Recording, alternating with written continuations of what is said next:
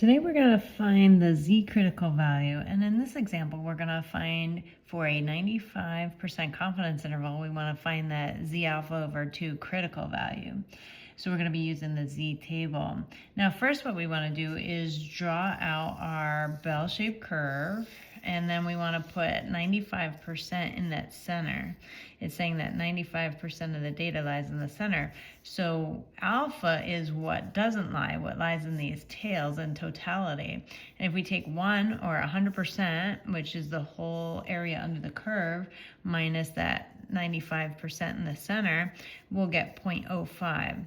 And we're splitting that equally in the left tail as well as the right tail. So I'm splitting alpha over 2, 0.05 split in half on the right side, and then we're going to also do it on the left side. We're going to take 0.05 divided by 2, and we're going to get 0.025 on the left side as well as the right side. So if we added up 0.025 plus 0.95 plus 0.025, we're going to get 1 or 100%.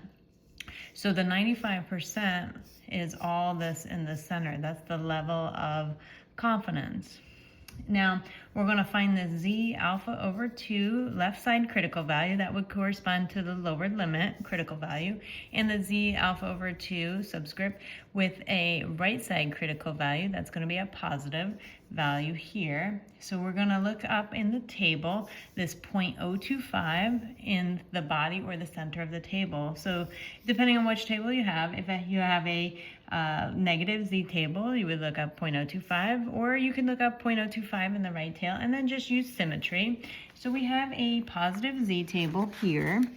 We have in this table, it's the positive Z table, and the area in the right tail would be 0.025. So we're going to look in the body or the center.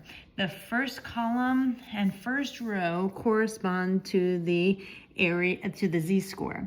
So what we have is the area of 0.025, and it goes across the rows, lower and lower across the rows. So as we're looking, we're kind of like down in this area, and we're looking for the closest or exact. And if we can find the exact value, which I've done here, 0.0250, that corresponds to the area in the right tail. And we would read off that Z-score as 1.9, and then all the way up to the top is 6. So that first column is the whole number in the first decimal place of the Z-score. The top row is the second decimal place of the Z-score. So when we find 0.0250, or the closest or exact, we would read over 1.96. So that is our Z critical value. We have the negative side of 1.96 and the positive side of positive 1.96.